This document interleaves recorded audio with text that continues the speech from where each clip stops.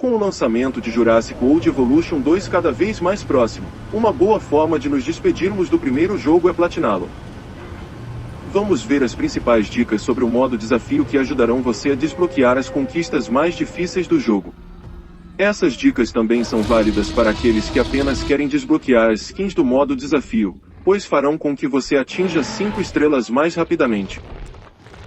Antes de começarmos, quero ressaltar que o modo desafio deve ser jogado apenas por aqueles que já jogaram no modo campanha e conhecem o básico do jogo.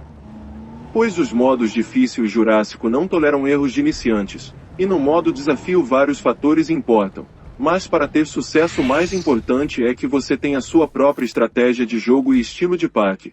Jamais deve jogar de forma aleatória, construindo o parque de qualquer forma e sem saber o que priorizar. Então mostrarei várias informações e dicas para que você possa traçar sua própria estratégia, e no final do vídeo mostrarei qual foi a minha. Então vamos relembrar como funciona o modo desafio. O básico você já deve saber, o objetivo é atingir 5 estrelas de forma célere e sem deixar o saldo negativo por mais de 3 minutos. Se isso acontecer você perde o jogo. Então temos nossa primeira dica, sempre faça vários saves do seu parque.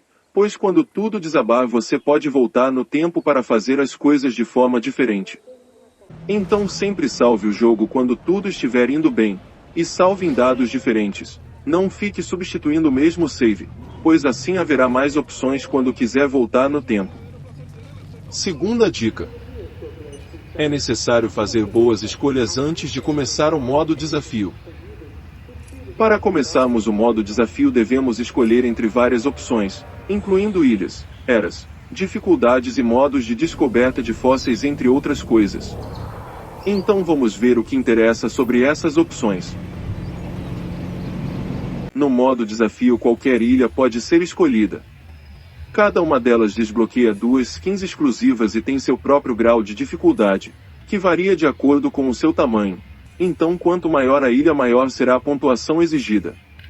Isso é um mecanismo que compensa a dificuldade de construção nas ilhas pequenas, por isso as menores ilhas exigem as menores pontuações, pois nelas já há a peculiar dificuldade de planejar o parque de forma eficiente com tão pouco espaço.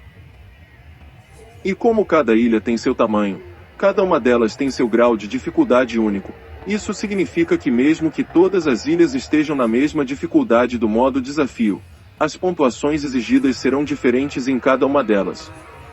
Exemplificando vamos comparar uma das maiores ilhas, a Nublar, com a menor, que é a Pena. Veja que na dificuldade Jurássica a ilha Nublar exige a pontuação 10.000 para avaliação de dinossauros, e a ilha Pena na mesma dificuldade, exige apenas 6.000 pontos. Já na dificuldade fácil, a Nublar exige 2.500, e a Pena 1.500.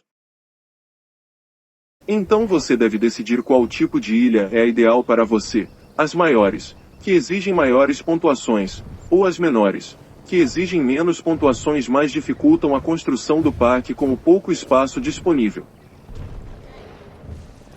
Modo de descoberta de fósseis.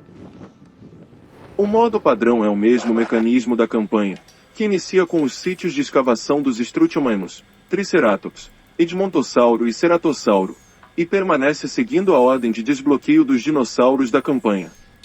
Já no modo sorteio não existe ordem alguma, é tudo questão de sorte.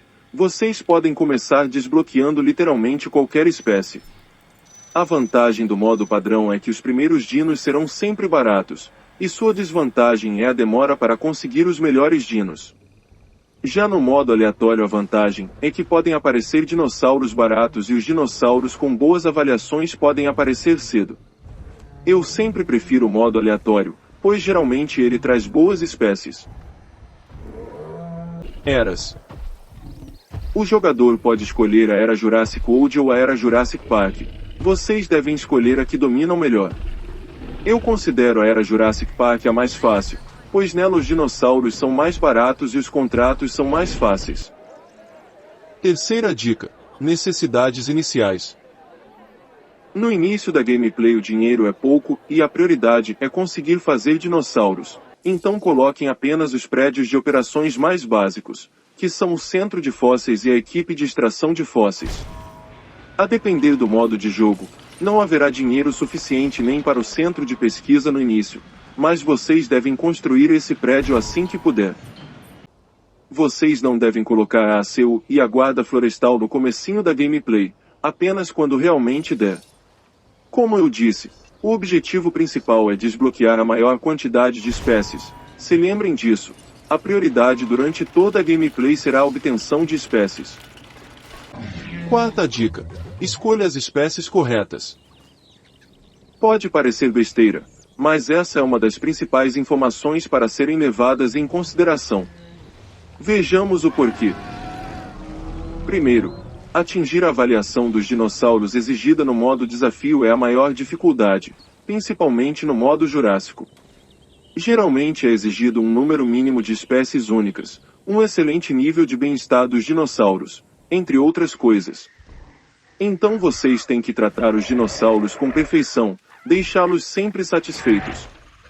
Por isso você deve planejar como construir suas jaulas e quais espécies vão coabitar. Por exemplo, é uma boa ideia colocar saurópodes grandes juntos com pequenos ou grandes carnívoros, só não com a Indominus Rex, que mataria todos eles. Da mesma forma é uma boa ideia colocar carnívoros grandes com carnívoros pequenos, pois eles não brigam, com exceção do T-Rex e os raptores. Segundo, espécies problemáticas devem ser evitadas durante o início do jogo. O ideal é que você libere esse tipo de dinossauro quando estiver mais perto do sucesso, pois assim haverá menos tempo para que eles causem problemas. Quais são esses dinossauros? Seriam todos aqueles que têm um nível de estresse muito alto ou que precisam ficar perto de muitos do seu tipo, sejam carnívoros ou herbívoros. Grandes carnívoros eu não considero um problema, desde que sejam poucos, pois a guarda florestal consegue derrubá-los facilmente, isso se você construir seu parque de forma funcional, de modo que a equipe alcance os dinossauros com velocidade. O maior problema sempre são os carnívoros pequenos, devido à sua agilidade e tamanho são mais difíceis de capturar. Então evite dinossauros como Velociraptor, Deinonychus e Proceratossauro, eles se estressam se ficarem isolados. Da mesma forma evitem os estegossauros, pois eles precisam de no mínimo 5 da mesma espécie para ficarem satisfeitos. Então é muito importante você escolher quais seriam os melhores dinossauros para seu parque. Eu gosto de usar o Ceratossauro e Herrerasauro, pois apesar de serem carnívoros o seu nível de estresse não é alto e eles também ficam felizes se estiverem sós. Terceiro, você também deve escolher qual espécie será a sua mina de ouro, aquela que vocês irão incubar várias e várias vezes, até atingir a avaliação necessária. Lembre que o modo desafio exige certo número de espécies únicas e tipos diferentes de dinossauros. Considerando isso, quando você atingir esse número de espécies deverá se preocupar em incubar a espécie com o melhor custo-benefício do jogo, ou seja, a que tem uma boa avaliação mas que não é tão cara. Na era Jurassic Park a minha mina de ouro é o Brachiosauro.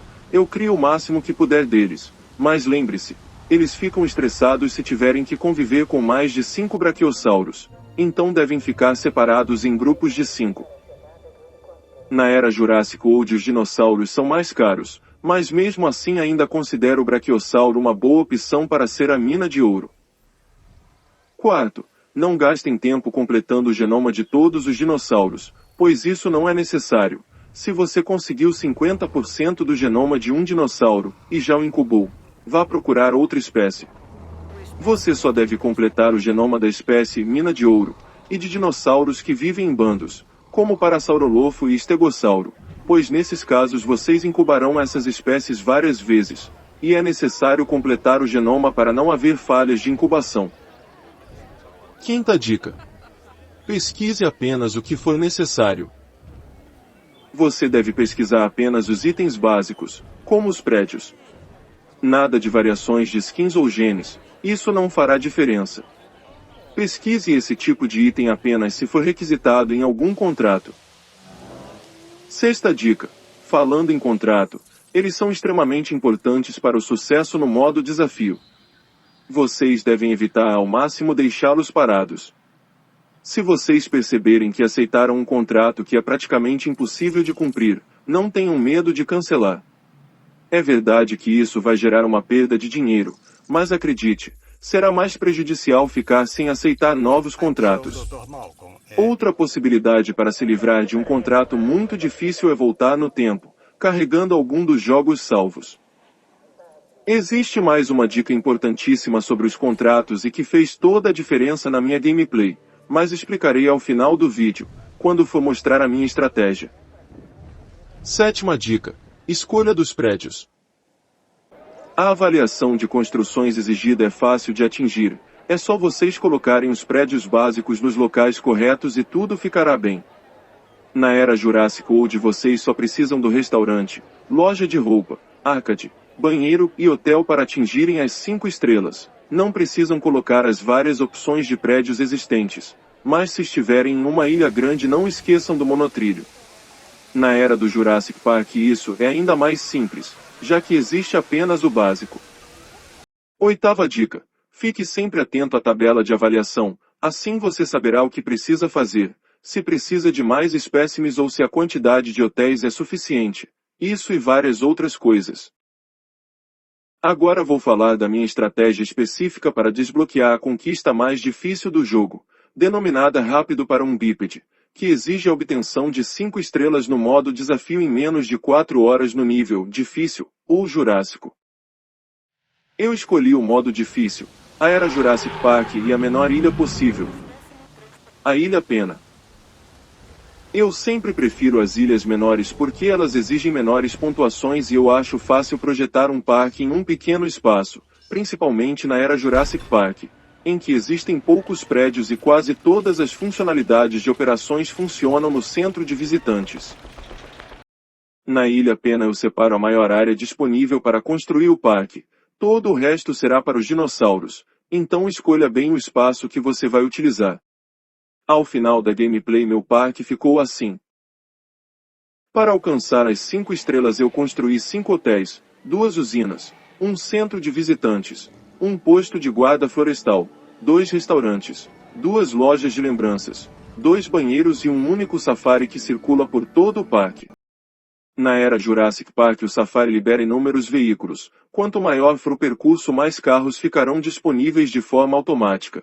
Então você só precisa se preocupar em traçar um eficiente e único passeio para satisfazer os visitantes, de forma bem semelhante ao que vemos no filme Jurassic Park, mas aqui as pessoas realmente têm que ver os dinossauros. Eventualmente planeja ter dinossauros no passeio no parque, certo? Então planeje a melhor forma de fazer as jaulas e os passeios, e lembre-se de que os carros não podem ficar acessíveis aos carnívoros, pois estes adoram destruir os veículos.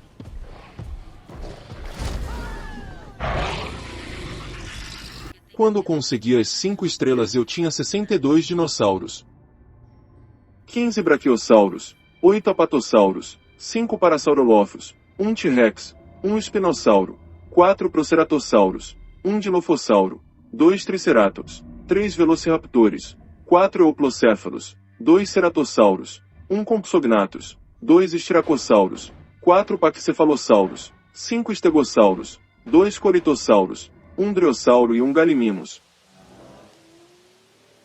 Uma das principais vantagens da era Jurassic Park são os contratos, que são muito mais fáceis de realizar se você souber quem escolher. Então aqui vai a principal dica: sempre escolha os contratos do Dr. Ian Malcolm, que são fáceis de realizar. Ele costuma pedir para você construir um abrigo de emergência ou rastreador de tempestades que proteja 10% da área do parque. O segredo é você construir o respectivo prédio e assim que cumprir o contrato, demoli-lo. Se você fizer isso, Dr. Malcolm vai aparecer com o mesmo contrato muitas vezes. Se você não excluir o prédio ele vai ficar pedindo uma área maior de abrangência, e vai pedir para você cobrir 50, 70 ou até 90% do parque. Quando Ian Malcolm não pede para você construir um abrigo ou protetor contra tempestades, ele pede tarefas fáceis como não permitir apagões em certo tempo, ou que as pessoas não sejam mortas por carnívoros em 5 ou 9 minutos. Essas tarefas são muito fáceis de cumprir, é só esperar o tempo finalizar. E se você tiver o azar de ser atingido por uma tempestade antes do contrato ser cumprido não tem problema, porque a contagem começa novamente. Então lembre-se, Ian Malcolm deve ser a escolha número 1 nos contratos.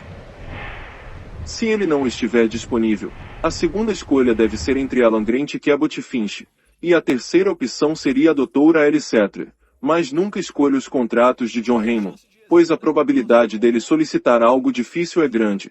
Por exemplo, ele pode pedir para você atingir certo número de visitantes ou hóspedes, ou para você atingir 5 estrelas do parque, o que é irônico, já que para cumprirmos esse contrato temos que vencer o modo desafio.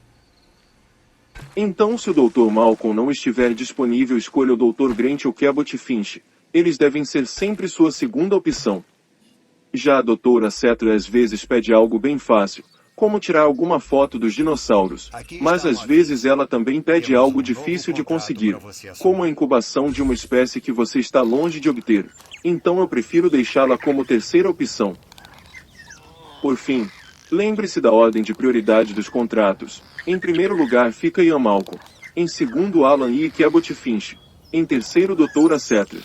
E nunca aceite contratos de John Raymond, pois a chance dele exigir alguma tarefa difícil é grande. Lembre-se que se você pegar algum contrato muito difícil vale mais a pena cancelá-lo, mesmo pagando por isso, ou você pode voltar no tempo carregando algum jogo salvo. Essas foram as minhas dicas para o modo desafio. Se você conhece outra dica e quiser compartilhá-la, escreva nos comentários.